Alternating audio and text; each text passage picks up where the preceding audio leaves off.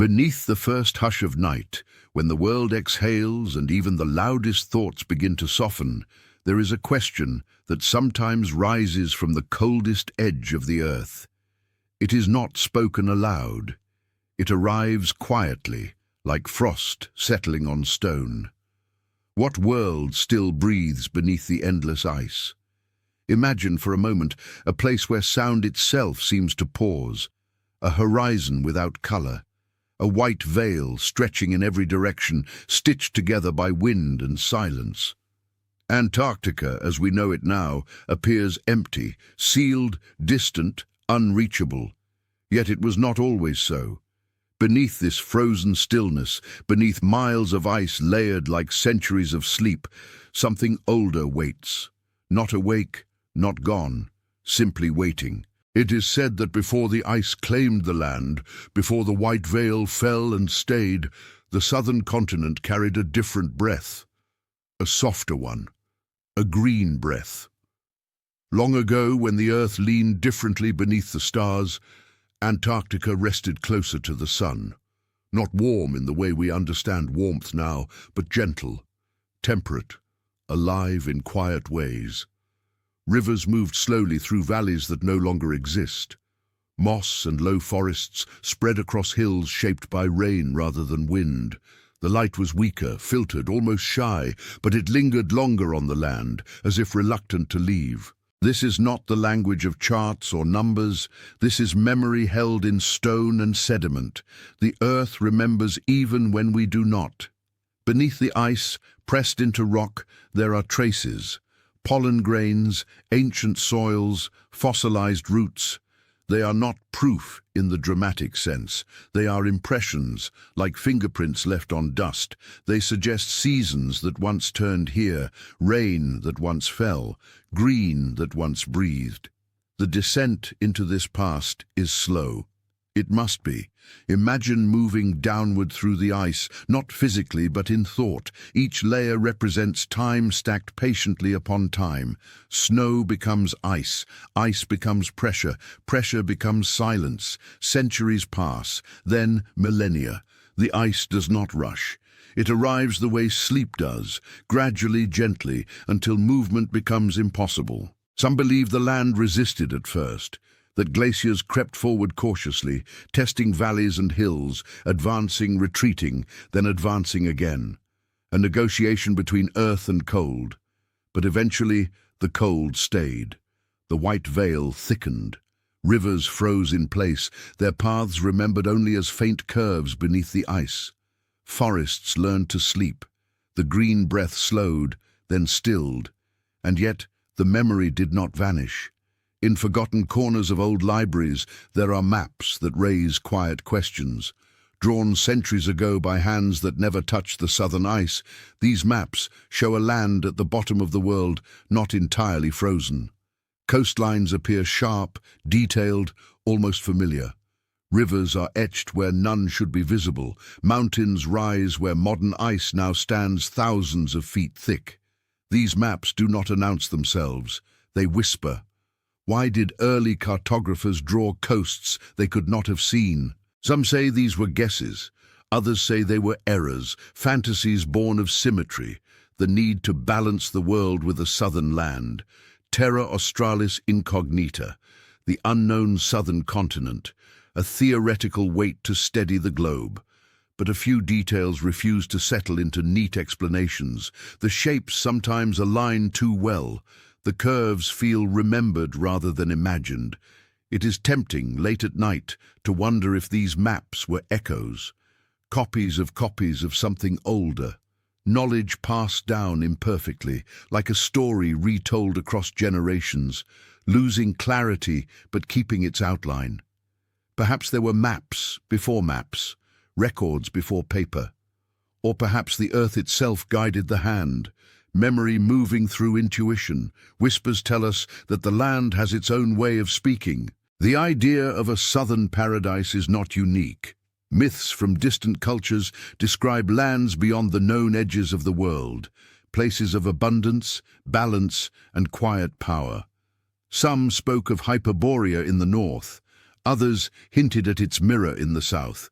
These were not destinations meant to be reached. They were symbols, thresholds, reminders that the world once held more than it does now. As the chapter deepens, the boundaries between myth and geology begin to blur. Not because one replaces the other, but because they begin to resemble each other in shape and tone. Geological records tell us Antarctica once carried temperate forests more than 50 million years ago. Myth tells us of a Greenland lost beneath time.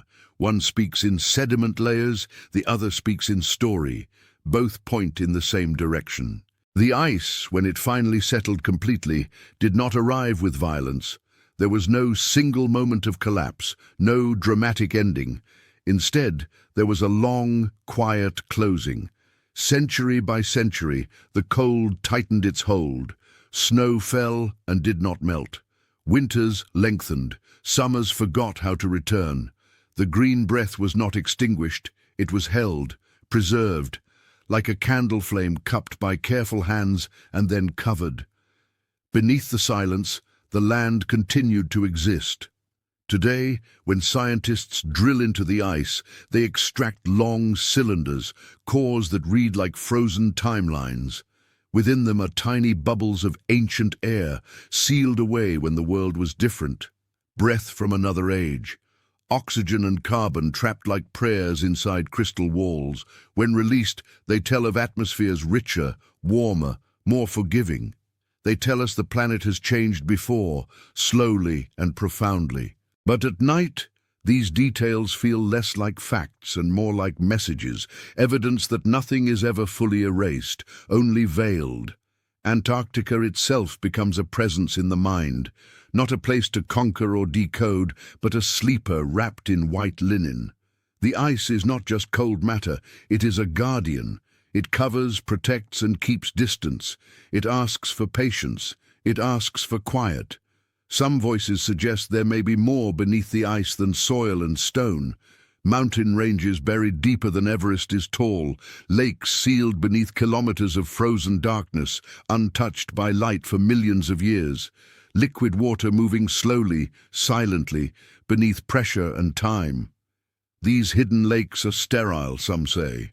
Others wonder what adapted life might look like there, life that learned to exist without sun, without seasons, without memory of green.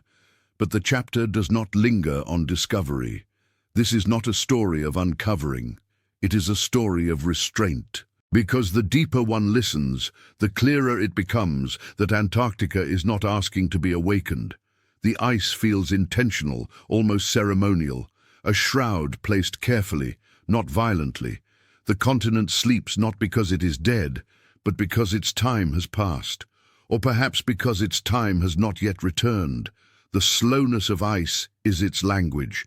Glaciers move inches a year, but they reshape continents. Ice teaches patience beyond human scale. It reminds us that the Earth operates on rhythms too large for urgency, that forgetting can be an act of preservation. As the night deepens, imagine standing at the edge of the ice. Wind passes without sound. The stars above feel closer here, sharper, as if the sky itself is listening. Beneath your feet lie hills that once held shadows from trees, valleys that once echoed with water, all of it intact, in a way, but unreachable. Perhaps it was never meant to be found again. Some believe that remembering too loudly risks disturbing what rests best in silence, that not every past is meant to return. The ice, thick and patient, seems to agree. It keeps its secrets without hostility. It simply remains. And so the chapter ends where it began, in quiet. The question still hangs in the air, unanswered. What world still breathes beneath the endless ice? Maybe the answer is not a place, but a reminder. That the Earth is older than our stories, that landscapes have lives of their own, that even under the heaviest veil, memory does not disappear. It waits. As sleep approaches, let the image soften.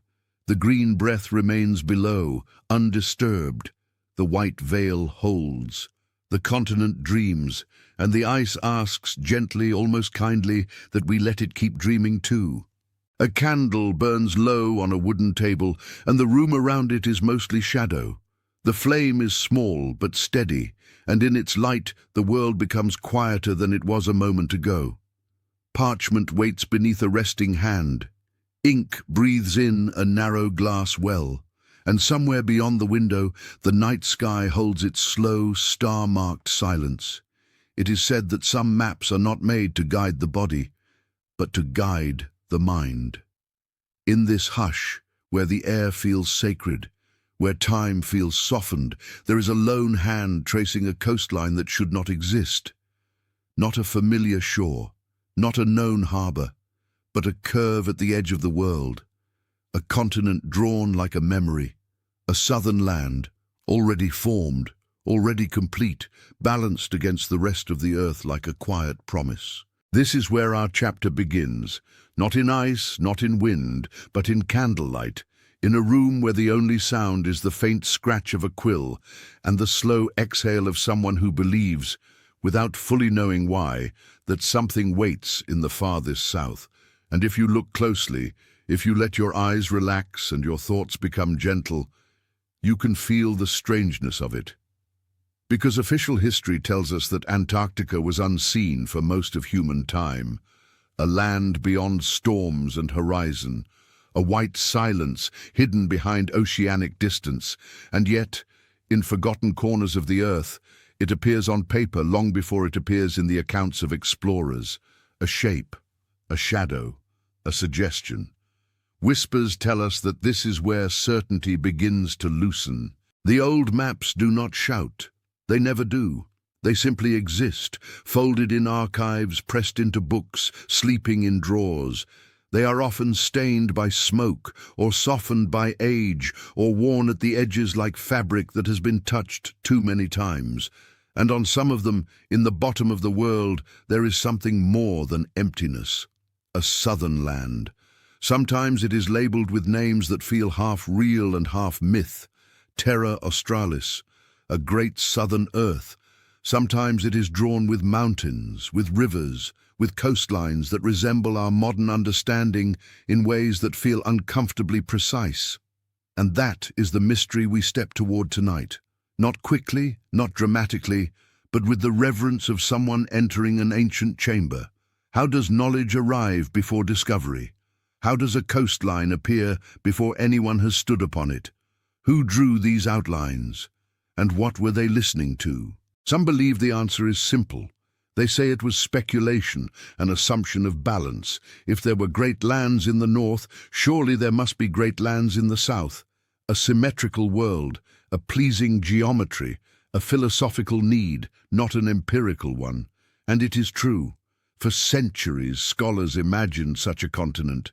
Even the Greek thinkers who mapped the world in the mind spoke of an unseen southern region, a place that might steady the earth, like a counterweight to the known lands above.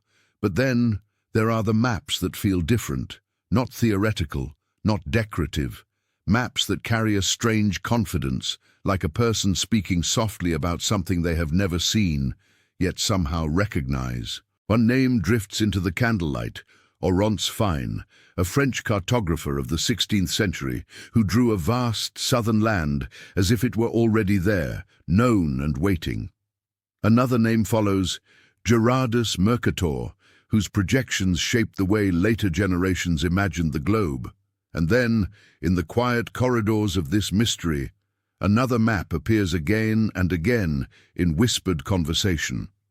The Piri Reis map, drawn in the early 16th century, said to contain fragments of older knowledge stitched together like a quilt made from lost cloth. It is said, by those who love the edge of mystery, that some of these maps show Antarctica without ice. That claim is debated, of course, and the world of scholarship moves carefully here, like footsteps on thin snow. Many historians argue these southern coastlines are simply distorted versions of South America, stretched and mistaken by the limitations of early mapping. Others point out that map-making was never a pure act of observation. It was compilation, inheritance, interpretation.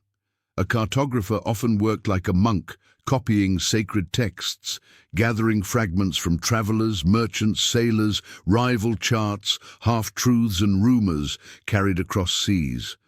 Still, the feeling remains, the uneasy, quiet feeling that something is out of place, because even if these outlines are wrong in detail, they are right in spirit. They keep insisting that something exists at the bottom of the world. They keep drawing a presence where official history says there should be only absence, and that is where the dream begins to breathe. Imagine the cartographer again, alone, candlelight bending over parchment. Outside, the oceanic world continues without him, storms, ships, distant ports.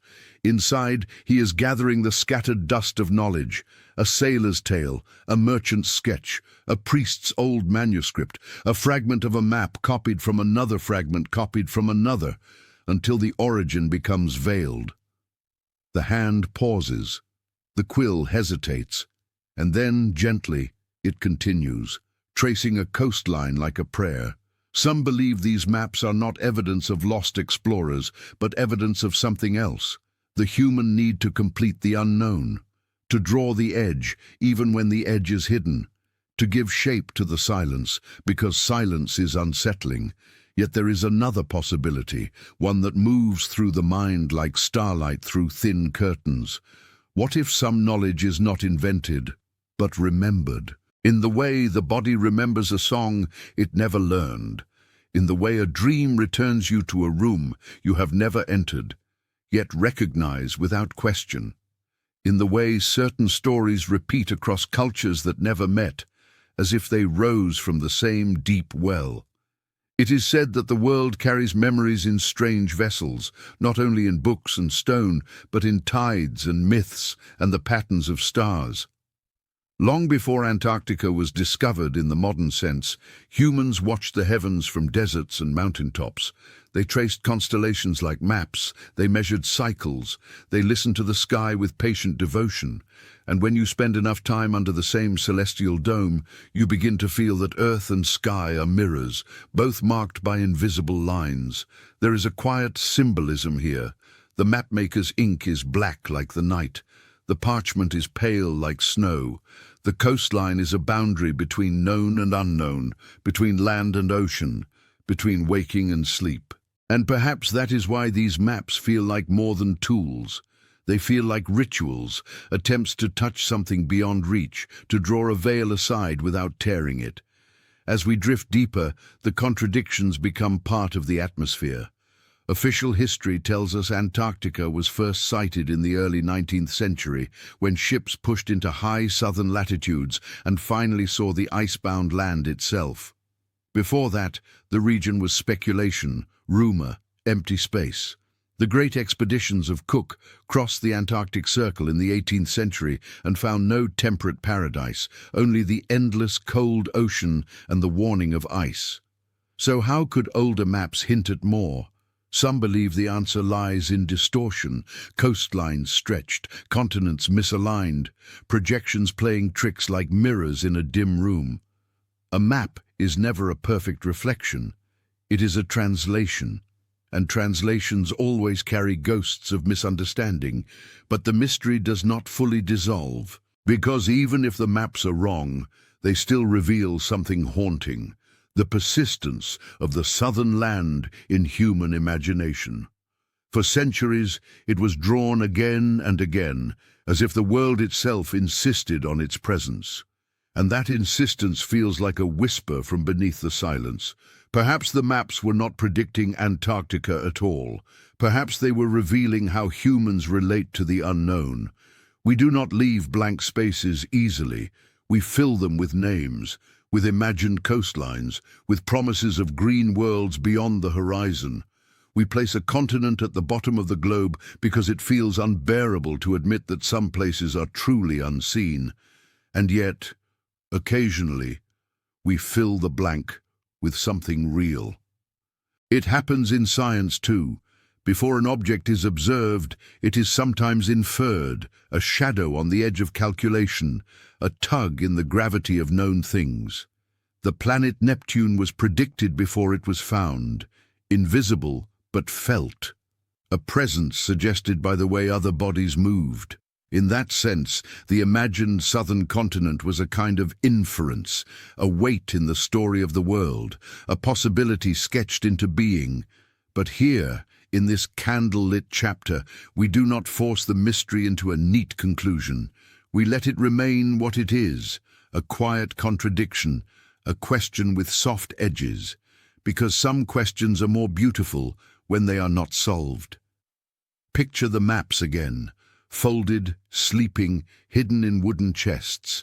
The ink has faded, the parchment carries the scent of dust, the names of the cartographers, once alive and certain, are now themselves part of history's fog.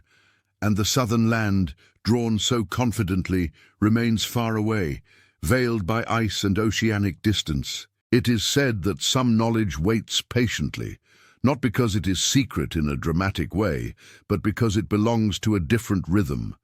It surfaces when the world grows quiet enough to hear it, when a mind slows down, when a listener is willing to sit with not knowing and find comfort there.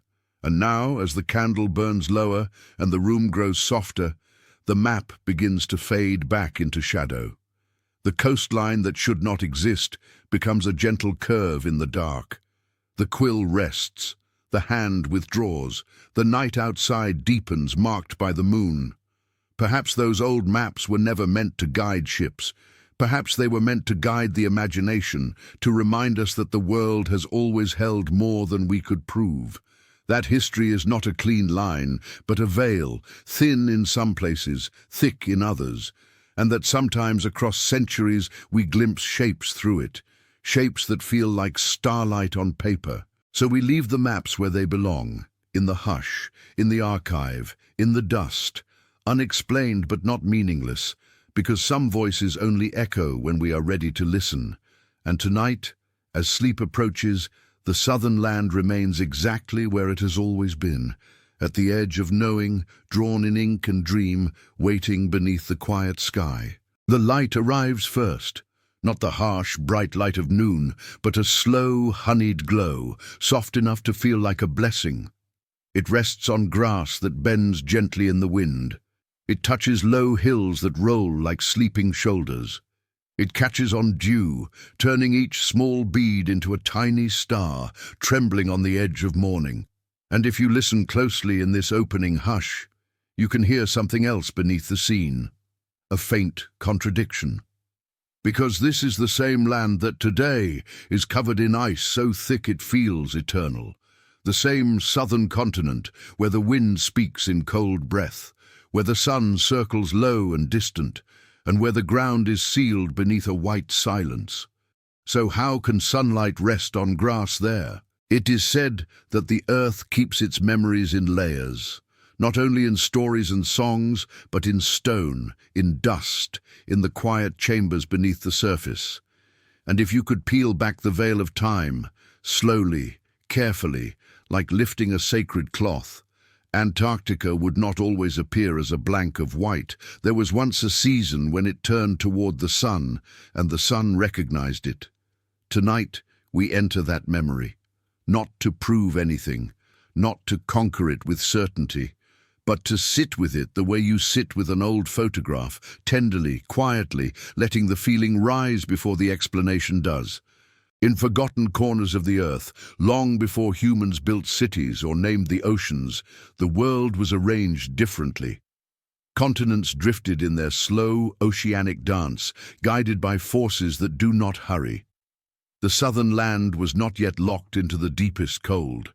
The planet's breath was warmer. The air carried different perfumes, ferns, damp soil, the subtle sweetness of green life unfolding. Some believe the Antarctic sun of that era was gentler, filtered through atmospheres richer in warmth. Others describe it simply as a long afternoon that lasted for ages. The details change depending on which voice you listen to, but the feeling remains. This was not a place of endless ice. This was a place that knew light. Imagine it, not as a tropical paradise, not as a dramatic jungle, but as something quieter, moss spreading like velvet across stone, low forests of ancient trees swaying without urgency, slow rivers tracing their patient paths through valleys, the kind of landscape that does not shout its beauty but holds it steadily, like a hymn hummed under the breath. And above it all, sunlight. Not a stranger, not a visitor, a familiar presence returning again and again. The chapter is tender because this is a warmth remembered, not possessed, like recalling a childhood place that no longer exists, not burned, not destroyed, simply changed beyond recognition. There is no catastrophe here, no sudden ending, only the long, gradual turning of the world, because the earth, when it changes, often does so the way sleep arrives, softly, without announcement, 1 degree at a time, one season stretching slightly longer than the last. The sun begins to drift, not because it chooses to, but because the continent itself moves, pulled by the slow power beneath the crust, nudged into new latitudes, carried toward the pole like a thought drifting toward silence. The tilt of the planet, the pulse of climate, the shifting of oceans and winds, these are the unseen hands that rearrange everything. And as Antarctica turns away, the light becomes different. It still comes, but it lingers less. The warmth becomes thin. Summers feel shorter, not suddenly but subtly, in a way that might have taken 1,000 years to notice. Winters deepen. Snow begins to stay longer on the hillsides. Rivers, once liquid and easy, begin to carry ice in their veins. It is said that the first snow that does not melt is the beginning of a new world. At first, it is almost gentle, a white dusting that lasts through the night, then a thin layer that lasts through the season. Then, slowly, a permanence begins to form. Snow becomes memory, memory becomes ice, and ice begins to press down on everything beneath it, sealing the earth like a vow. Where memory fades, pressure remains. In the modern world, people drill into the ice and pull up long cylinders, ice cores like frozen scrolls rolled tightly by time. Inside them are bubbles of ancient air, trapped when snow fell and hardened long ago. They are breath held in crystal. They tell stories of atmospheres warmer than ours, of ages when the world carried more carbon, more softness, more green possibility. But tonight, we will not speak of these things like a lecture. We will hold them like symbols. A bubble of air in ice is like a word sealed in stone, an echo from a time that cannot speak any other way. And beneath the ice, the land keeps quieter proofs. Fossils are not objects here, they are echoes, leaf imprints pressed into rock like delicate signatures, ancient wood turned to stone, pollen grains sleeping in sediment, each one a tiny witness that says, yes, something grew here. Yes, the sun touched this ground. The fossils do not shout, they whisper, they do not demand belief, they simply remain. Some believe that Antarctica once carried forests of beech and conifers, trees that today belong to temperate worlds. Others speak of ferns, ancient and soft, thriving in seasons where darkness and light still cycled in a gentler balance. The image is haunting, a land now known for emptiness, once filled with quiet life, and then, slowly, the cold settles in. Not as an enemy, but as a long sleep. The winds change. Ocean currents shift. The waters around the continent begin to circle in a colder ring, isolating it from warmth the way a door closes softly behind you. This circumpolar world, this oceanic boundary, becomes a guardian. It keeps the southern land apart, not with violence but with distance. The continent begins to forget the feeling of sunlight on grass. And yet, it does not forget completely. Because stone holds warmth in a strange way. It remembers heat the way it remembers pressure. Even after the sun is gone, something remains in the deep layers, like a last ember held in a hearth long after the fire has died. There is melancholy here, but it is not despair. It is the kind of sadness that feels sacred because it is woven into the natural order. Nothing is taken, Nothing is punished.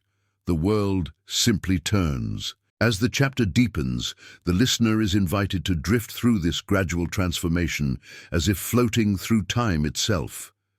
Ages pass like slow breaths. The land changes its clothing. Green becomes grey. Grey becomes white. Rivers become ice-filled scars. Forests become buried chambers. Hills become hidden under glaciers so thick they press the world into stillness. And the sun keeps shining, of course. It has always shone. But its relationship with this land changes. It no longer rests. It no longer lingers. It circles low, distant, a light that glances rather than embraces. Marked by the moon, the polar night arrives and stretches. Darkness begins to last longer each year, as if the sky is learning to hold its breath. The stars become sharper, more frequent companions. The continent becomes a place of celestial silence, more aligned with the heavens than with the living green world. Some believe that in this shift, Antarctica became something else entirely, not merely a continent, but a temple of stillness. A vast chamber where time is stored, where the planet keeps its oldest memories under lock and ice. And if you think of it that way, the story becomes less about loss and more about transformation. A forest does not vanish. It becomes a fossil, an imprint, a hidden layer. A river does not die. It becomes a curve under the ice, a buried path. Warmth does not disappear. It becomes a memory held inside stone and air bubbles, waiting for someone patient enough to listen. There is comfort in that, because it suggests that nothing truly vanishes. It only changes form. And now, as we approach the end of this chapter, the golden light of the opening scene begins to dim. The grass softens into shadow. The hills fade behind the veil. The sun drifts lower and lower until it becomes a pale ribbon near the edge of the world. Twilight settles, not sudden, not dramatic, but gentle, inevitable. The land is quiet now. The ice listens. The wind moves across a surface that seems untouched, though it holds 1,000,000 buried stories beneath it. The sun is gone, but not forgotten. Its absence feels sacred, like a name that is no longer spoken, but still known by the heart. Like warmth held deep within stone, faint but enduring. Like a glow that remains in the mind after you close your eyes. Perhaps it was never meant to return in the way we imagine. Perhaps Antarctica's green age was not a lost paradise, but a reminder that the Earth is not fixed. That even the most permanent landscapes are only temporary arrangements, held for a while and then released. And now, as sleep approaches, we leave the continent where it is, wrapped in its white veil, cradling its ancient warmth beneath the silence. The sun has moved on. The world has turned. But somewhere in the deep layers, where memory fades into stone, the echo of that golden light still rests, quietly, patiently, waiting for nothing at all. Leaves fall slowly. Not the hurried falling of autumn, not the sudden release of a season ending, but a gentler descent, one that takes centuries to complete. A leaf loosens, drifts, and settles into soil that will not feel the sun again for a very long time. Another follows, then another. Time stretches, breath slows, and the forest begins to learn a new way of being. This is where the story opens, among trees that no longer stand. In forgotten corners of the earth, beneath a white silence so complete it feels eternal, there are forests resting in the dark, not shattered, not erased, simply covered. Their branches no longer sway, yet their memory remains pressed into stone and ice, like a lullaby remembered long after the singer has gone quiet. It is said that forests are among the oldest listeners on the planet. They learn the sound of wind, the rhythm of rain, the footsteps of animals passing through. They learn patience. And when the world changes, as it always does, they adapt in ways that feel almost human. Imagine, if you can, a forest at the edge of time. tall trunks rising without urgency, bark patterned by slow years, needles and leaves catching pale sunlight, releasing the soft scent of resin and green breath into the air. Birds rest here, not in flocks but in intervals, one call, then silence, then another. The wind speaks in fragments, never rushing, never demanding attention. This forest does not know it will sleep. The change arrives without announcement. Winters lengthen by degrees so small they feel like coincidence. Snow lingers where it once melted. The ground grows colder, firmer. Roots, which once drank easily from moist soil, begin to feel resistance. Water slows, seasons stretch. There is no moment of panic, no collapse. Trees do not flee. They cannot. They simply adjust, as forests always have. Growth slows, rings tighten, leaves fall and are not fully reclaimed by warmth. Year by year, the forest lowers its voice. Some believe this happened in the deep past of the southern continent, long before names, long before maps, when Antarctica still carried green life, when it still welcomed trees into its soil. Beech forests, ancient conifers, ferns tall enough to brush the light. A world quieter than the tropics, but alive in its own patient way. And then, gradually, the cold deepened. The forest learned to sleep.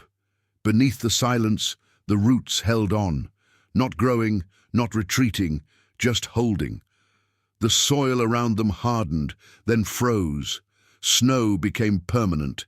Ice followed, pressing down with steady, unhurried weight. Branches bent, broke, and disappeared beneath layers that did not shift with the seasons anymore. But the forest was not destroyed. It was preserved. Ice in this story is not an enemy. It does not tear or burn. It covers, it seals, it keeps time like a careful archivist, pressing memories into layers so they will not be lost to decay. Where fire erases and water scatters, ice holds. Wood becomes something else under such conditions. It does not rot. It remembers. It turns to shadow in the rock, to fossilized whispers, to dark impressions where cells once carried water and life. Leaves leave behind their outlines. Trunks leave behind their grain. The forest learns a deeper stillness. Some believe that if you could walk beneath the Antarctic ice, not physically but in imagination, you would pass over entire landscapes held in suspension. Valleys where trees once stood close together, their roots interwoven like shared thoughts. Clearings where light fell gently, uninterrupted by urgency. Paths where animals once moved, now marked only by subtle variations in stone. The atmosphere here is not sad, it is maternal. The forest is resting the way a child rests in sleep, breath slowed, dreams unfolding quietly beneath closed eyes. Each sentence in this place moves like sap, slow, patient, carrying nourishment even when nothing seems to grow. Myth and geology overlap here, not in conflict, but in harmony. Science speaks of fossilized wood found in Antarctic rock, of pollen grains trapped beneath ice, of evidence that forests once thrived where only wind and snow now pass. Myth speaks of sleeping lands, of worlds placed under enchantment, of green places held in trust by cold. Both are saying the same thing in different languages. That memory does not require movement. As the chapter deepens, the listener wanders through imagined groves. There is no hurry. The air is thick with quiet. Birds are absent now, but their presence lingers like a held note. Wind no longer passes through branches, yet the idea of wind remains, an echo folded into the ice. You might notice how calm it feels here, how complete the silence is, not empty but full, full of what once was and of what does not need to be again. In this forest, time does not flow forward, it settles downward. Some believe that preservation is a form of respect, that the earth, when it closes a chapter, does so gently. Instead of erasing these forests, it wrapped them. Instead of scattering their remains, it pressed them into a long, careful sleep. Ice became the keeper. This is the mystery at the heart of the chapter, not disappearance but continuity, not loss, but transformation. The forest did not vanish. It changed states, the way water becomes ice, the way sound becomes memory. Beneath kilometers of frozen dark, the roots still exist, not alive in the way we define life, but not gone either. Their shapes remain, their direction remains, their story remains, locked into place like a prayer that has finished speaking but has not been forgotten. There is something profoundly comforting in this idea, because it suggests that nothing precious is ever truly wasted, that when conditions no longer allow something to continue, the earth does not always destroy it. Sometimes it asks it to rest. As you move deeper into this imagined forest, notice how there is no fear here, no urgency. The land is not waiting to be discovered. It is not hoping for rescue. It is complete in its sleep. Marked by the moon, polar nights pass overhead, unseen by the forest below. Stars wheel across the sky for tens of thousands of years. Ice thickens, thins, shifts, but never fully releases what it holds. The forest remains unchanged, not because it resists time, but because time has chosen to pause here. Some voices say that forests remember, that even after being cut, burned, or buried, they leave behind patterns, mycelial traces, chemical signatures, stories written into soil. In Antarctica's case, the remembering is literal. The record is there, pressed into stone like a leaf into clay, and yet no one rushes to read it. Perhaps it was never meant to be read aloud. As the chapter begins to close, the imagined grove grows dimmer, not darker, but quieter.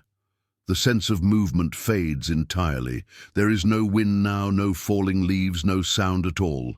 The forest has reached the deepest part of its rest. The final reflection does not wake it. There is no ending revelation, no uncovering. The ice remains intact. The roots remain still. The memory remains buried, not in secrecy, but in peace. The forest sleeps on. It is not waiting for the sun to return. It is not longing for birdsong. It is not counting centuries. It has released the need for change. Its breath is held not in tension, but in trust. Where memory fades, stillness begins. And as you drift closer to sleep yourself, allow this image to settle. A forest beneath ice, protected, complete, undisturbed. Leaves that fell over ages, not as loss, but as preparation. Wood turned to memory, roots held gently in frozen dark.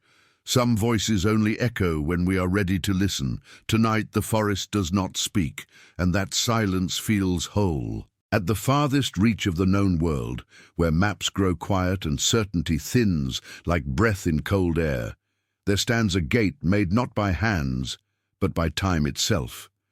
It is not marked by pillars or symbols. No inscription names it. No voice announces its presence, and yet those who drift close to the bottom of the earth often feel it before they see it. A subtle slowing, a hush that settles into the bones. The ocean changes its tone. The wind carries a different weight. History itself seems to hesitate, and so the question rises, heavy and unadorned, like a stone resting in the palm. Is Antarctica a place, or is it a threshold? It is said that every civilization has imagined an edge of the world, a boundary beyond which rules soften, names dissolve, and the familiar order no longer applies. In ancient stories, these edges were marked by deserts that swallowed sound, by mountains no one returned from, by seas believed to pour into nothingness. Not because the lands beyond were empty, but because they were different.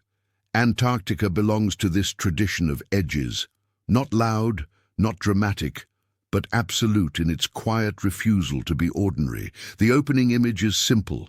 A wall of ice rises from the ocean, pale and vast, its surface catching light like powdered stone. It does not threaten, it does not invite, it simply stands, a face turned inward, a presence that feels less like an obstacle and more like a guardian. Beneath the silence, the ice breathes. Some believe that gates are not meant to be crossed but approached, that their purpose is not passage, but pause. Antarctica, in this sense, is not the end of the world. It is the place where motion slows enough for listening to begin. The first humans who spoke of southern edges never saw this land, yet they felt its necessity. Greek thinkers imagined a great southern earth to balance the north. Medieval scholars drew it as a shadow beneath the known continents. Sailors spoke of waters that grew colder, heavier, as if the sea itself were warning them to turn back. Whispers tell us that the idea of a southern boundary existed long before the ice was ever sighted. And when explorers finally did approach it, when wooden ships creaked into high latitudes and fog blurred the horizon, the land did not reveal itself easily. Storms circled. Icebergs moved like silent witnesses. The continent announced itself only through resistance, not violent but unwavering. Those early journeys were framed as conquest, as discovery. Names were written into logs, flags were imagined, routes were traced.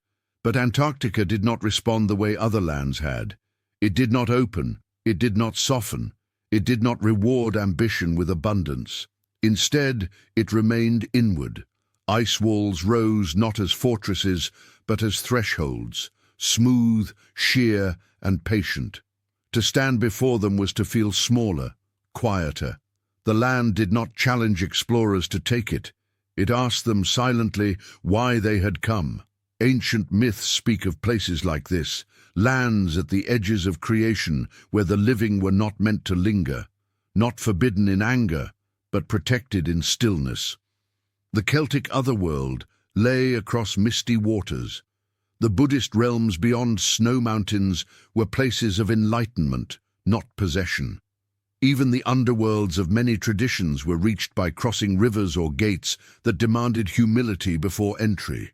Antarctica fits this pattern with uncanny precision. The continent does not reject human presence outright. People may enter, they may build temporary shelters, they may study the ice, the stars, the winds, but ownership never settles. No permanent cities rise, no lasting claim holds. The land remains unclaimed, not because no one tried, but because it does not accept being held. This contradiction between conquest and reverence forms the quiet heart of the chapter. Humans arrived with tools and timelines, with goals and expectations. Antarctica responded with weather that erased plans, with cold that humbled machines, with distances that dissolved confidence, not as punishment, as instruction. Some believe the continent functions as a mirror. It reflects intention. Those who approach with domination find difficulty. Those who approach with patience find silence. And silence, in this place, is the highest form of dialogue. Marked by the moon, polar nights stretch across months. Darkness becomes an environment rather than an absence. Time loosens its grip. Days blur. The sky becomes a slow-moving scroll of stars, circling without hurry. In these conditions, human urgency feels out of place, almost disrespectful. It is here that history itself begins to thin. Records grow sparse, narratives lose momentum. The continent resists being folded neatly into timelines. Events blur into seasons. Expeditions become footnotes. The land refuses to be the center of a story. It remains the margin. Some voices suggest this is intentional, that Antarctica serves as a kind of spiritual buffer for the planet. A region where excess noise dissolves, where ambition is cooled, where memory is stored in ice rather than stone. Beneath kilometers of frozen layers, the continent holds archives older than any library, air from vanished worlds, dust from distant eruptions, traces of climates that no longer exist. Yet these records are not offered freely. They must be approached slowly, carefully, reverently. Even science here adopts a softer voice. Researchers speak of listening to ice, of reading layers, of respecting the environment. The language shifts, almost unconsciously, toward humility.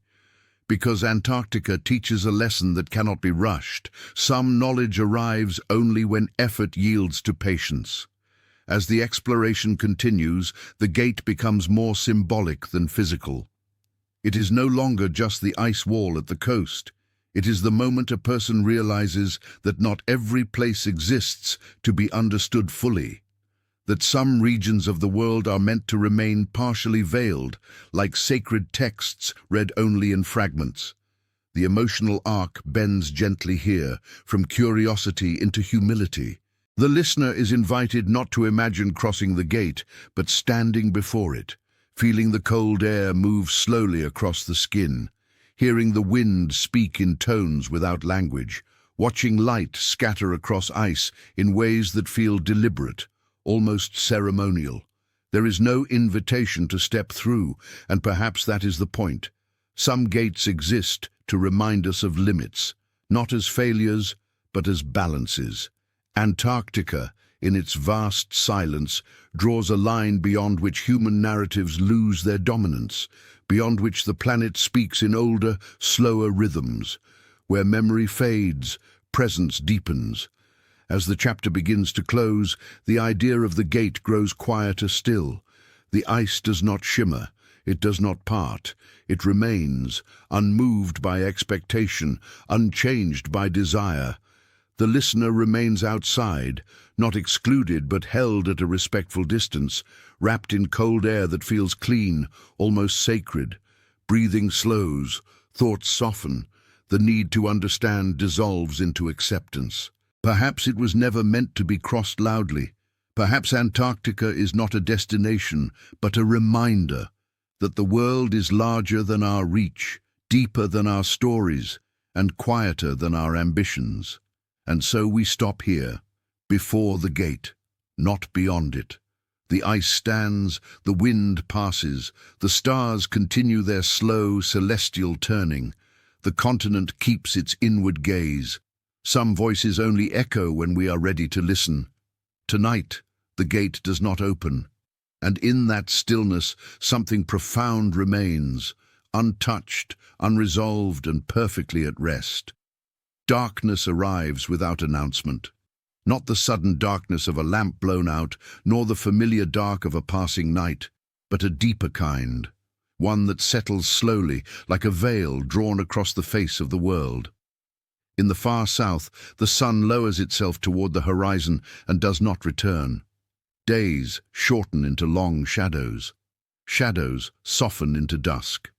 And then, gently, almost ceremonially, the long night begins. It is said that there is a darkness so complete it feels ancient, a darkness that does not threaten but holds. This is where our chapter opens, beneath a sky that no longer remembers daylight, where the land exhales and turns inward, preparing for a silence measured not in hours but in months. In Antarctica, the polar night is not an absence of light. It is a presence. It fills the air. It presses softly against the ice. It reshapes time itself. The world does not sleep here. It listens. Stars emerge slowly, one by one, until the sky becomes a vast celestial manuscript. Constellations hover without urgency. They barely move, as if the heavens themselves have learned to pause. The moon traces its quiet arc, marking the passing of time with silver breath.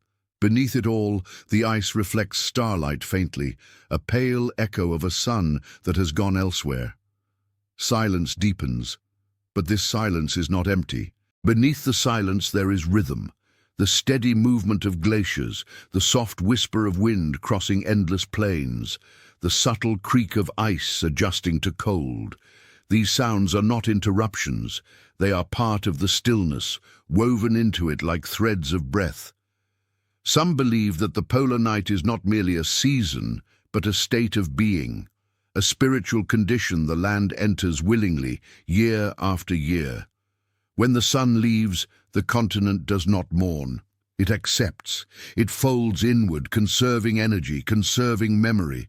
Marked by the moon, the long night becomes a mirror, a time when the outer world grows quiet enough for inner worlds to surface. In forgotten corners of the earth, people have always understood the power of extended darkness. Ancient cultures spoke of long nights as periods of transformation. The Norse feared Fimbulwinter, yet also saw it as a threshold. Indigenous Arctic traditions honored darkness as a teacher, not an enemy. Monks and mystics across continents sought caves, cells, and unlit chambers to encounter silence without distraction. Antarctica does this on a planetary scale. While civilizations elsewhere rise and fall, building cities, carving stone, lighting fires, the southern continent remains in shadow. Empires are born under suns that circle daily. Wars begin and end. Languages change. Names are forgotten. But here, in the long night, the land does not participate in history's urgency. It waits. Ice becomes a vessel for memory. Snow that falls during the night does not melt. It accumulates layer upon layer, sealing moments into a vertical archive. Each year is pressed gently onto the last, like pages in a book never meant to be read quickly. Whispers tell us that forgetting is not always loss. Sometimes forgetting is preservation. As the night deepens, human markers feel small. Instruments struggle. Compasses hesitate. Even thoughts seem to slow, as if shaped by the environment. Those who winter in the south often speak of time unraveling, days losing distinction, weeks blending together. The mind begins to move differently, more softly, less insistently. The darkness invites surrender. Some believe that in the polar night, Antarctica remembers things the rest of the world has forgotten. Ancient climates, lost warmth, forests that once breathed here, rivers that once moved freely. The night holds these memories not as images, but as impressions, felt rather than seen. It is in darkness, after all, that seeds wait. Stars continue their slow procession overhead. Without sunlight, the sky becomes astonishingly detailed. The Milky Way stretches like a river of dust, star-marked and infinite. Satellites pass silently, brief reminders of a noisy world far away. Auroras ripple occasionally, curtains of green and violet breath dancing without sound. Even these displays feel restrained, as if honoring the solemnity of the night. Silence grows comfortable. In this chapter, there is no fear of the dark, no need to illuminate it. The darkness is not something to escape, it is something to enter, like water, like sleep, like the pause between breaths. As layers unfold, the polar night becomes linked to memory and forgetting, not as opposites but as companions. The land forgets the sun, but remembers its warmth. It forgets movement, but remembers shape. It forgets sound, but remembers vibration. The night teaches that absence can still be full. Some voices suggest that Antarctica's long night protects the world, that it absorbs excess noise, excess motion, excess ambition. While the rest of the planet spins in constant daylight and shadow, the South practices stillness on behalf of all. There is humility in this idea, comfort too, because it means that somewhere on Earth there is a place that refuses to rush, a place that rests in darkness without anxiety, a place that proves silence does not equal emptiness. As the months pass, the land remains unchanged. The ice does not crack dramatically. The mountains do not shift their posture. The horizon does not beg for light. Everything remains, breathing slowly, evenly, like a sleeper deep in dreamless rest. Those who have lived through the polar night speak of its effect with quiet reverence. At first, the darkness feels heavy, then unfamiliar, then, inevitably, gentle. The body adjusts, the mind softens, sleep deepens, thoughts lose their sharp edges. It is here, many say, that they feel closest to something ancient, something older than language, a rhythm that predates calendars and clocks. Where memory fades, presence deepens. The long night becomes a teacher of patience. It asks nothing. It offers nothing obvious. It simply exists, and in doing so, it reveals how much of human life is shaped by light, by urgency, by visibility, by the need to be seen. In the dark, those needs dissolve. The emotional journey of this chapter does not climb. It descends gently, from curiosity into calm, from wonder into surrender, from awareness into rest. And then, without ceremony, the night begins to loosen its grip. Not suddenly, not dramatically, just a subtle change at the edge of perception. A faint glow appears on the horizon one day, a suggestion of return. The land does not celebrate, it does not resist. But this moment lies beyond our chapter. We remain in the darkness, because there is peace here. The final reflection does not seek light. It rests where it is, unafraid, breathing evenly with the frozen land. The stars continue their slow turning. The ice listens. The silence holds. Perhaps the long night is not something to endure, but something to learn from. Perhaps it reminds us that rest is not the opposite of life, but part of it. That darkness is not a failure of light, but its companion. That some truths only reveal themselves when nothing is illuminated. Some voices only echo when we are ready to listen. Tonight, the South remains in shadow, and the shadow feels complete. Before sight, there is sound. Before shape, there is vibration.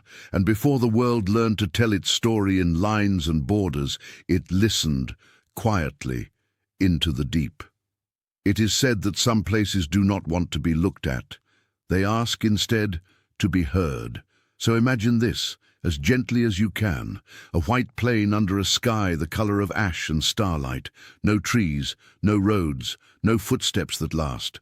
Only ice, endless, veiled, moon-marked. And beneath it, a darkness so complete it feels like a memory the earth is still holding. You are not standing before a landscape. You are standing above a chamber. And in that chamber, beneath kilometers of ice and rock, there are echoes. Not voices in words, not messages meant for us, but vibrations, the subtle language of stone, the deep, slow murmur of a planet that is never fully still. Beneath the silence, Antarctica listens to itself. Whispers tell us that the continent is not only a place, it is a threshold between what we know and what we can only imagine. The surface is a blank page, but the pages beneath, layered, pressed, sealed, feel like something older, something reluctant to be turned. The ice above is heavy, yes, but it is also patient. It does not slam down like a door. It arrives slowly, century by century, snowflake by snowflake, as if the sky itself is writing a soft spell over the land. And because it arrives so slowly, it does not simply destroy. It preserves. It holds. It makes the world quieter, until even the smallest movement becomes a kind of sacred announcement. Some believe that under this white veil, the Earth's bones are closer to the surface than anywhere else, not in distance, but in feeling. As if you could kneel, press your ear to the ice, and hear a faint tremor passing through, like the last note of a bell that rang thousands of years ago. Beneath the silence, there are things we can measure, and things we can only sense. There are ridges and valleys buried under the ice, mountain ranges hidden like sleeping beasts, their peaks sealed away from sunlight.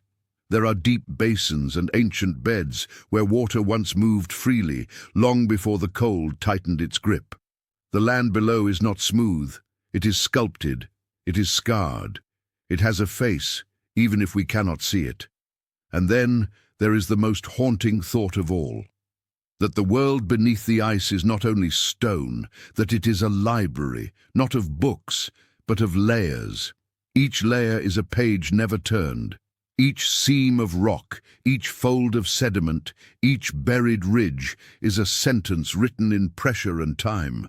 And when the ice presses down, it seals those sentences into place, not to hide them out of malice, but to keep them safe from the noisy hunger of the surface. In forgotten corners of the earth, we have always believed that deep places are sacred, caves, catacombs, tombs, wells. People did not go underground to conquer it. They went underground to listen, to pray, to remember. Antarctica asks the same of us. Do not hurry, do not demand, do not pry like a thief. Just listen, because the earth here is a chamber, not a puzzle, and in chambers like this you do not shout questions. You offer them softly, and you wait. Sometimes the echoes answer, not clearly, not kindly, but honestly in the only language stone has ever known. A distant tremor, a low vibration, a movement so slow it could be mistaken for stillness.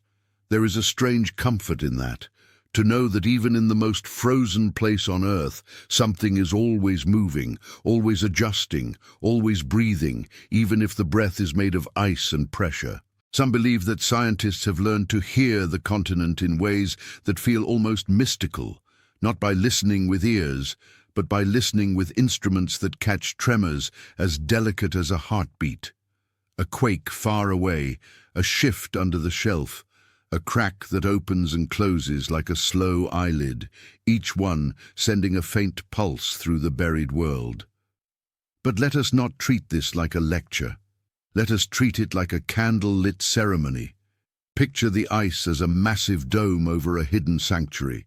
Under that dome, rock holds ancient shapes, some formed by fire, some carved by water, some pressed into form by ages that came and went without witness. And within that sanctuary, there are places where water still moves. Yes, water. It is said, quietly, carefully, that beneath the ice there are lakes hidden in darkness. Lakes sealed away from the air, from the storms, from the restless touch of ordinary seasons. Water gathered and held beneath the frozen stone like a secret kept for millennia. This idea alone feels like a dream, a black lake under white silence, a mirror no eye has ever looked into, a place where time is not measured by sunrise, but by the slow settling of the world. These hidden waters do not roar, they do not rush. They rest, and if water rests long enough, it begins to feel like memory. What does such a lake remember? Perhaps nothing we could name. Perhaps everything. Perhaps it remembers warmth, the sun that once touched the southern hills, the green breath that may have lived here long ago. Perhaps it remembers the weight of glaciers arriving like a slow hymn, sealing the continent not in violence, but in sleep. And perhaps, in the deepest dark, the lake remembers only its own stillness. Then there are the shapes that haunt the imagination, hints, shadows, suggestions, not claims, never claims, because in a place like this, certainty is too loud. But still, the mind wanders. It is natural. We are creatures who look at blank spaces and wonder what might be written there. So we imagine, what if there are formations under the ice that resemble walls? What if there are unnatural angles that seem too clean, too deliberate? What if there are patterns, spirals, terraces, chambers, made not by hands, but by the ancient artistry of geology and time? And then we pause, and we soften that thought, and we let it drift. Because Antarctica does not give itself to easy stories. It is not a land of quick revelations. It is a land of implied possibility. Whispers tell us that the continent resists possession, even in the imagination. It stays inward, closed, not hostile, just private, like a monastery whose doors remain shut, not out of fear, but out of devotion. Even if something were there, something strange, something forgotten, something shaped in ways we do not understand, Antarctica would not announce it. It would let the echo remain an echo. Because echoes are safer than answers, and answers sometimes are not as soothing as the question. In forgotten corners of human history, we have always been drawn to the thought of hidden places, lost temples under jungle canopies, cities beneath desert sand, tombs sealed behind stone doors, libraries sunk in oceanic dark. We imagine these places not because we are certain they exist, but because our hearts crave the sacred feeling of maybe. Maybe there is more than what we see. Maybe the world still holds secrets, patiently, Maybe some truths are veiled for a reason. In Antarctica, that feeling becomes almost complete. The ice makes maybe feel eternal, and the stone beneath makes maybe feel holy. So we listen again, not for footsteps, not for voices, for something quieter, the faint vibrations that move through the continent when the ice shifts, when the shelf groans, when the deep rock adjusts under pressure. These are not messages, but they are real. They are the earth speaking in its oldest tongue, and when you imagine it this way, the buried world becomes less like a treasure chest and more like a sleeping being, a sleeping presence wrapped in white linen, a great body at rest. And what do we do when something sleeps? We do not shake it awake. We do not pry open its eyelids. We sit beside it, we breathe, we let it remain what it is. This is the tenderness of the chapter. The mystery is not in discovering. It is in allowing the unknown to stay unknown without frustration, in accepting that the most sacred places are not always meant to be illuminated. As the chapter deepens, we begin to understand that Antarctica's hidden world is not only beneath the ice, it is also beneath us, beneath our need to solve everything. It is beneath the modern hunger for certainty. It is beneath the instinct to turn every silence into a headline. Here, silence is not a gap to fill. Silence is the point. The emotional arc moves gently, from curiosity into humility, from the desire to know into the ability to sit with not knowing. That is a rare skill, a quiet skill, one the polar continent teaches without words.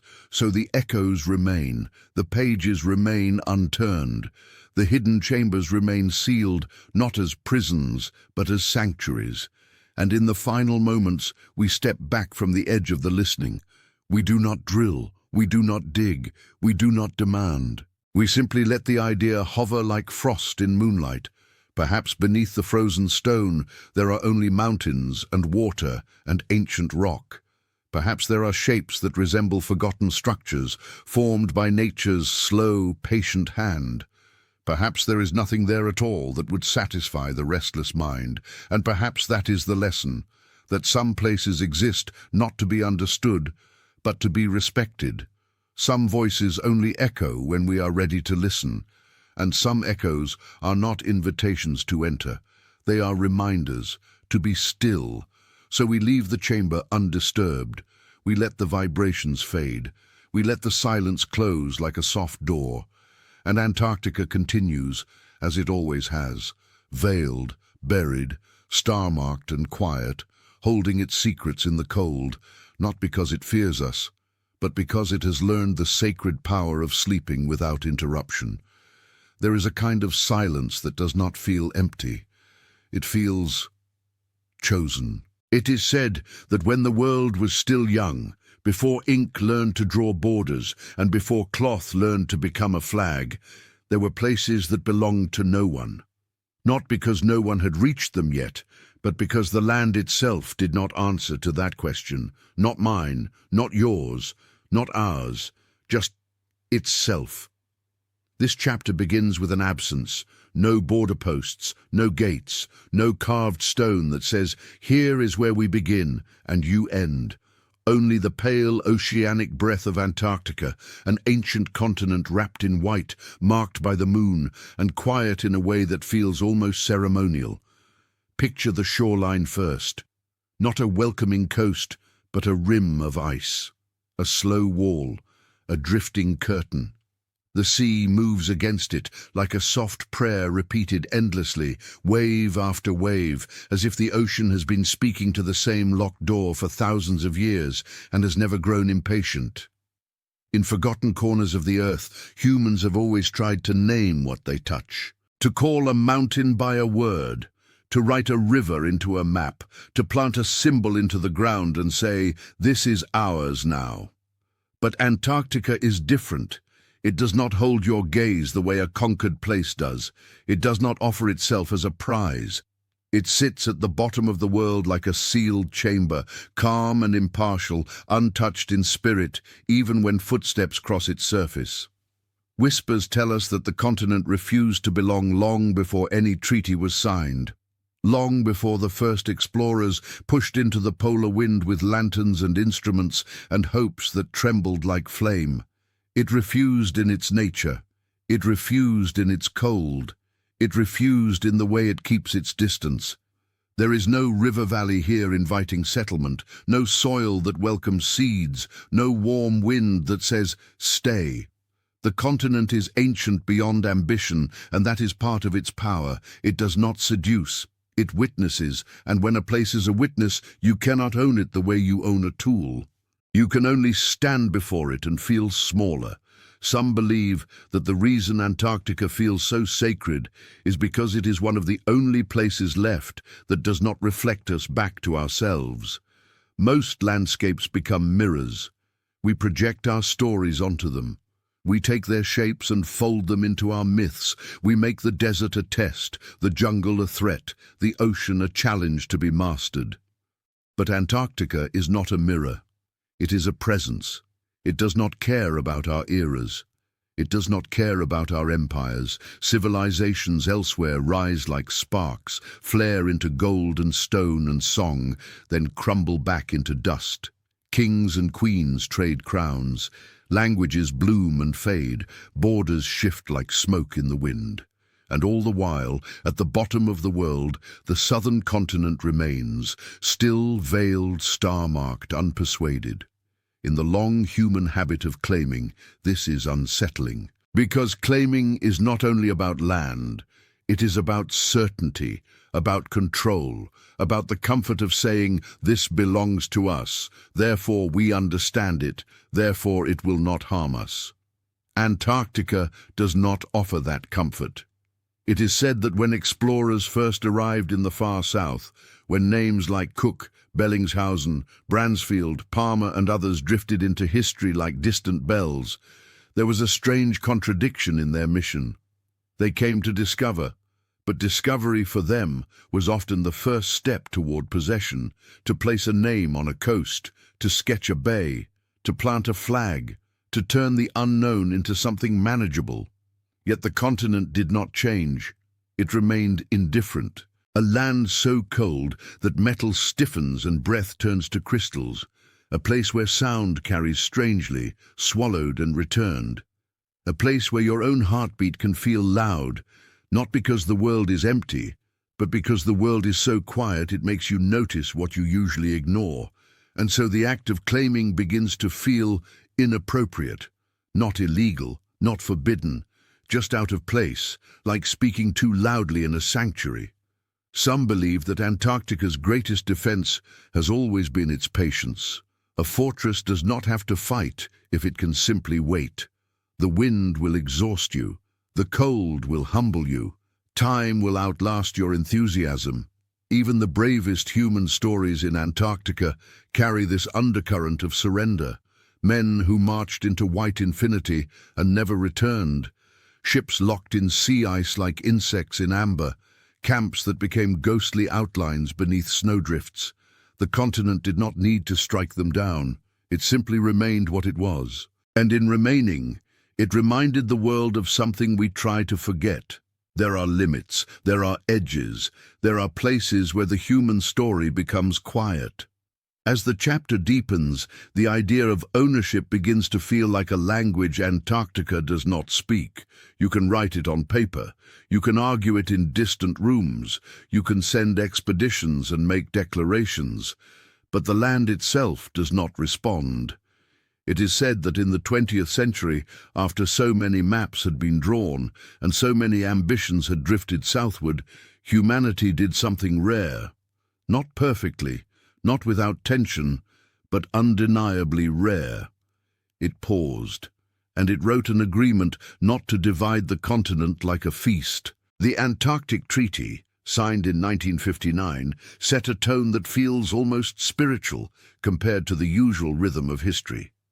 It said, in essence, that the continent would be used for peaceful purposes and for science, and that new sovereignty claims would not be made while the treaty remained in force.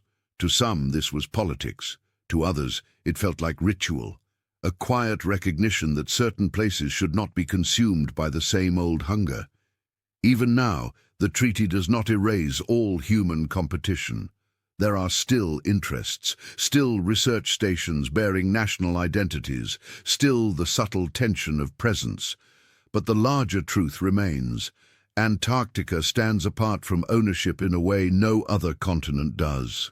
No capital city rises here, no nation's laws fully settle into its ice, no border fence cuts the white into pieces. And the absence of those things, those familiar human marks, makes the place feel almost impossible, like a dream in which the world is returned to itself.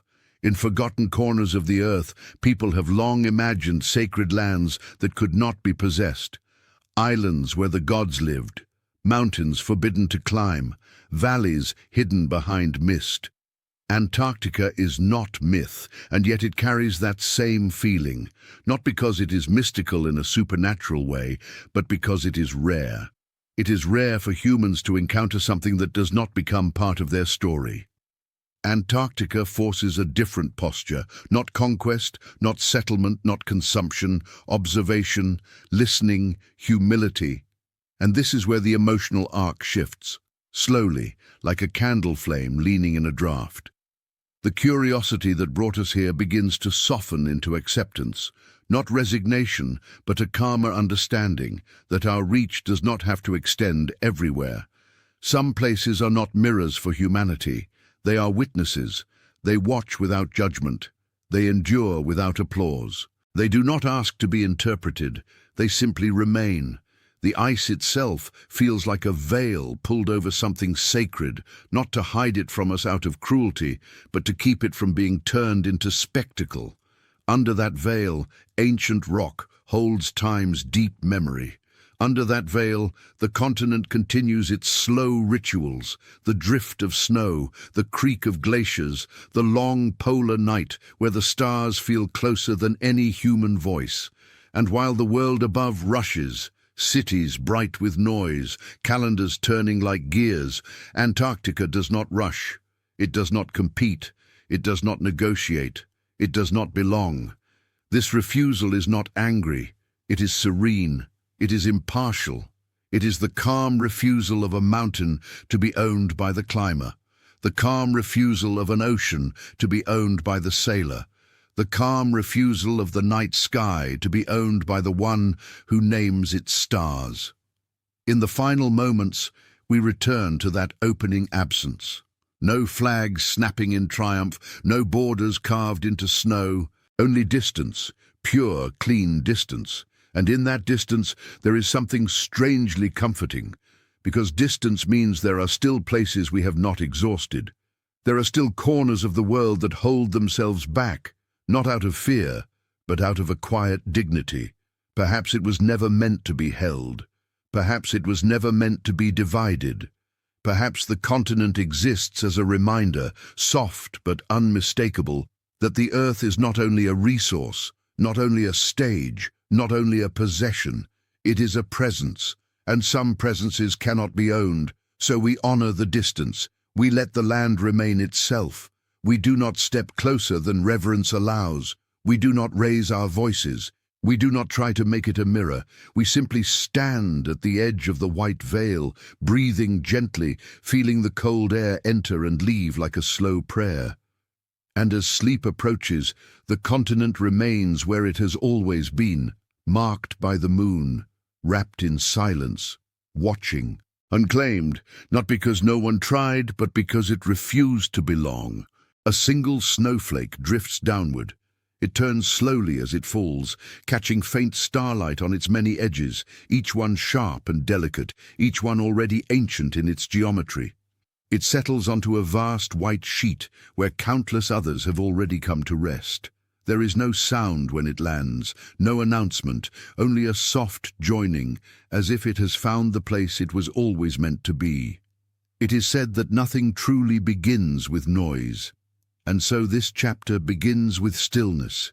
Here at the bottom of the world, ice is not merely frozen water, it is a keeper, a witness, a sacred archive written not in ink, but in patience. Each snowflake that falls becomes a syllable in a language too slow for human urgency. Together, they form a record that does not explain itself, but endures. Beneath the silence, ice remembers. Imagine standing in the presence of this endless white. The horizon dissolves into sky. The ground and the air seem to agree on nothingness. And yet, beneath your feet, there are layers, thousands upon thousands of them, stacked gently, deliberately, as if time itself has learned to kneel. The tone here is not dramatic, it is rhythmic, almost like chanting. Snow falls, snow rests, snow becomes ice. A year passes, then another, then 10,000 more. Each layer presses lightly upon the last, not crushing but sealing. Breath held upon breath, century resting upon century. The ice thickens not with violence, but with devotion. Some believe that prayer does not require words. Some believe that prayer is repetition. In Antarctica, ice becomes prayer, because prayer at its core is attention held over time. In forgotten corners of the earth, humans have always built monuments to remember. Stones stacked, names carved, walls raised against forgetting. But ice does not carve names. It does not need to. It remembers without inscription. It holds what has passed without asking to be read. This is memory beyond the human scale. Here, memory is planetary. The ice holds air from vanished worlds, tiny bubbles trapped when snow fell long ago, air breathed by forests that no longer stand, by oceans warmer than memory, by skies carrying different weights of dust and light.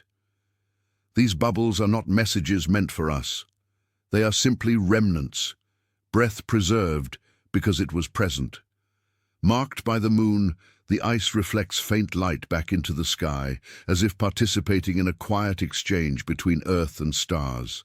Downward, upward, past, present, nothing hurried, nothing lost. As the narrative deepens, the listener drifts, not forward, not backward, but inward. Through ages without names, through eras before calendars, before stories, before the idea of history itself. Time here is not divided into events. It is layered into being. Ice forms, ice holds, ice listens. When volcanoes erupted far away, their ash drifted across the globe and settled into the snow, a dark line sealed into white. When deserts expanded, their dust traveled on the wind and found its way here. Another faint signature. When the planet tilted and climates shifted, the ice recorded it not with commentary, but with thickness, texture, subtle chemistry. The ice does not judge these changes. It accepts them. Some believe that this is why standing before Antarctic ice feels so humbling. It is not because it is large, though it is vast beyond comprehension. It is because it is patient. It has witnessed more change than any monument of stone, and it has done so without insisting on being understood. Each layer is a breath held across centuries. If you could listen closely, if listening were something you could do with more than ears, you might sense a slow rhythm beneath the stillness. Expansion and contraction, pressure and release. The glacier moves, but so slowly that movement feels like rest. Beneath the silence, there is motion, and beneath motion, there is memory. As the chapter unfolds, the idea of memory loosens its familiar shape. It is no longer a thing held by minds or written in books. It becomes something wider. Memory as condition, memory as landscape, memory as accumulation. The ice does not remember stories. It remembers states, warmth, cold, calm, change. It remembers the long night. It remembers the sun touching the southern hills. It remembers forests learning to sleep, but it does not cling. It holds, and it lets be. Some voices say that when scientists drill into the ice, they are not extracting data so much as interrupting a meditation, that every core pulled upward is a column of stillness lifted briefly into the light. A scroll unrolled, not to be read quickly, but to be regarded. And yet, even then, the ice remains generous. It offers its layers without resentment. It gives what it holds, slowly, reluctantly, but honestly. Still, most of its archive remains sealed, kilometers thick, centuries deep, unspoken. As the listener drifts further, the sense of time begins to dissolve. 10,000 years feels no heavier than one. 100,000 feels like a single breath extended. The ice makes all moments equal by holding them together. Where memory fades, presence deepens. There is comfort in this thought, that the world does not need us to remember everything, that even if human stories vanish, the planet keeps its own record, not in words, but in form. Ice remembers without attachment. It remembers without pain. It remembers without longing. In that way, it feels sacred, not holy in a religious sense, but sacred in the way silence is sacred, in the way a temple feels sacred even when empty, in the way a prayer spoken once can echo forever without being repeated. As the chapter approaches its final movement, the rhythm slows even more. The snowflake from the opening image is now indistinguishable from the rest. It has become part of the sheet, part of the glacier, part of the archive. Its individuality has dissolved into belonging. This is not loss. This is continuity. The ice does not erase difference. It integrates it. Every flake, every storm, every year contributes its own subtle variation. Together, they form something no single moment could create. A stillness that moves, a memory that breathes, a prayer without words. And so we arrive at gratitude. Not gratitude for answers, not gratitude for revelations, but gratitude for what remains unspoken, for the vastness that does not demand interpretation, for the archive that does not require reading, for the silence that does not need to be filled. Perhaps it was never meant to be translated. Perhaps the ice exists not for us to understand, but for the world to remember itself. As sleep approaches, let the image soften. Snow falling endlessly, layers forming gently, time resting upon itself like folded linen. The white veil remains intact, sealed with care. Some voices only echo when we are ready to listen. Tonight, the ice does not speak, and that is its prayer. The future arrives without ceremony. There are no trumpets, no final words, no closing of doors. There is only quiet. It is said that long after the last footprint softens into snow, long after voices stop returning to this place, the ice will still be here, not waiting, not remembering us, simply remaining, doing what it has always done, breathing slowly beneath the stars. This chapter opens not in the present, but in a time beyond names. Imagine the world far ahead of now. The machines have gone silent. The paths we carved have blurred and vanished. The stories we told ourselves about permanence have loosened their hold. Where once there were camps, markers, instruments, there is only wind passing over white. Antarctica endures. The ice has not noticed our absence. It does not mark the moment when we leave. Human time dissolves gently here, the way breath disappears into cold air. No trace lingers long enough to matter, and yet this is not bleak. There is no sadness in this imagining, because silence in this place is not emptiness, it is continuity. Beneath the silence, the continent continues its ancient rhythm. Snow falls, pressure gathers, glaciers shift with movements too slow to measure by urgency. The long night still arrives, the long day still returns. The stars continue their patient rotation, indifferent to eras. It is said that deep time does not rush. Human history feels vast to us. Centuries of struggle, creation, collapse. But here, against the scale of ice and stone, our timelines soften. They blur at the edges. They become one brief shimmer in a much longer song. The continent does not reject us. It simply does not depend on us. This realization arrives gently, like dusk. As the chapter unfolds, all the mysteries we have visited begin to settle. The green breath beneath the ice, the maps drawn from dream and starlight, the forests that learned to sleep, the gate of ice, the long night, the echoes beneath frozen stone, the land that refused to belong, the ice that remembered when nothing else could. Each of these was a question. Now they become something quieter. They become gestures. The continent was never asking to be solved. It was never hiding answers in the way riddles do. It was offering presence, vast, impartial, enduring. Some believe meaning must be uncovered, extracted, named. But Antarctica teaches something else, that meaning can exist without explanation, that a place does not need to be known to be sacred. In forgotten corners of the earth, people once believed the world would end loudly, with fire, with collapse, with sound enough to shatter stone. But the far south suggests a different ending, one not of destruction, but of fading, a gentle unwinding. If humanity were to leave tomorrow, the ice would not crack in response. The sky would not darken, the continent would not change its posture, it would continue, and that is the quiet truth at the heart of this chapter. Impermanence is not failure, impermanence is participation.